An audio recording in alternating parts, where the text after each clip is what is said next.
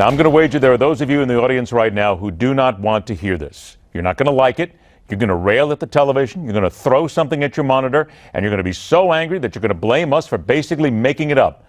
But the fact of the matter is, of the men and women currently vying to occupy the White House next year, only one has any real foreign policy experience. This is to the chagrin of millions of Americans.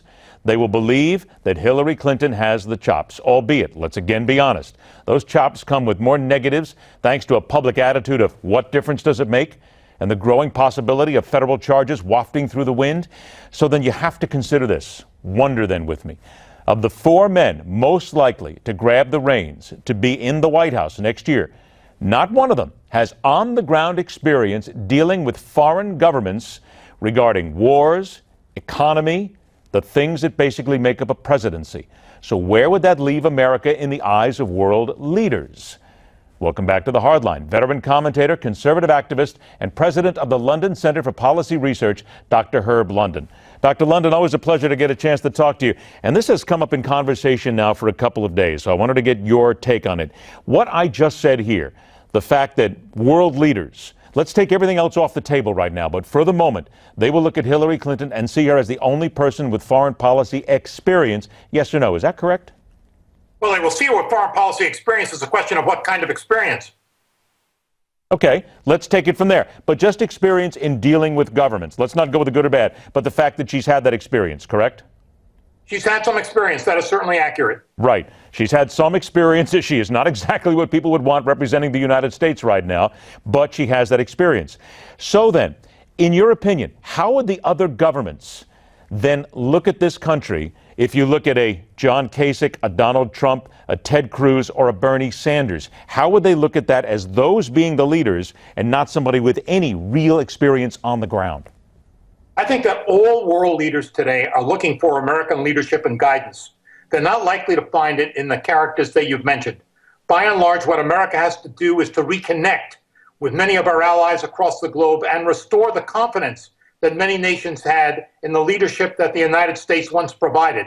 That has not been true with the Obama administration, and certainly not true when Hillary Clinton was Secretary of State. Okay, then let's talk about that reconnection then here. Donald Trump is a guy who says, I'm going to get it done. Let's be very honest here. He's a very blunt negotiator. He goes at people like a Mack truck and he gets things done. In your opinion then, is that the sort of attitude at this stage of where we are in the 21st century that would work against these governments? Or would these governments basically throw up their hands, put up a big stop sign to Donald Trump and say, if you think you're going to get away with that, it's not going to happen here? Look, one of the problems with Donald Trump is that shooting from the hip is not the correct way to engage in foreign policy.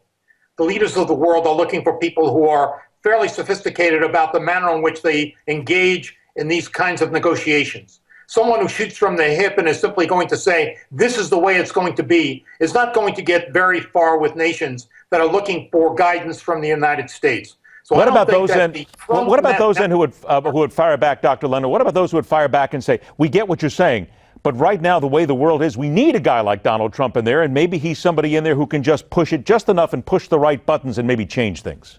There are obviously people who believe that. I do not. It is a question of, it's like an entirely speculative question because you don't know what Donald Trump would be like if indeed he is the president of the United States, and whether in fact what you've seen during the course of the campaign is the Donald Trump who would conduct himself as commander-in-chief of the United States. So this is a speculative question. Based on what I know, based on what I've seen, based on the experience during the campaign, I do not think that the approach that he is applying is at all appropriate.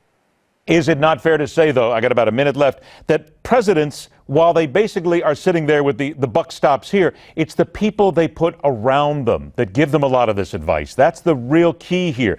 When you look at the people that Donald Trump has put with him right now, do you see them as people that would be respected around the world?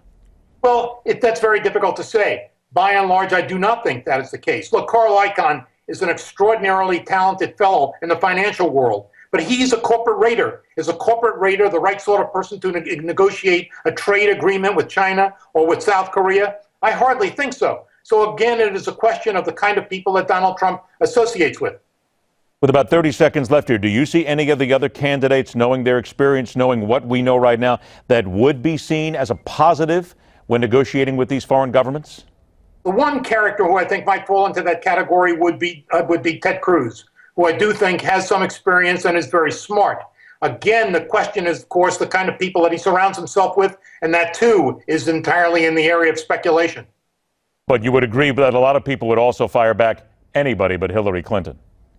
I think that's correct. I would be in that camp, but I'm also very dubious about the way in which Donald Trump has conducted himself during the course of the campaign and whether, in fact, that would translate in the appropriate kind of diplomacy that's necessary for this country. It is a story that we need to follow because whomever is in the White House a year from now, less than a year from now, will be working with these governments. Dr. Herb London, always a pleasure, my friend. Thanks so much for joining us. Now, what do you get when you put a liberal, a conservative, bad cheesesteaks, and a grind-your-own Rocky Mountain marijuana reference together? Oh, it's only on this show, and it's only on The Political Animal. Comes up next, right here on The Hardline.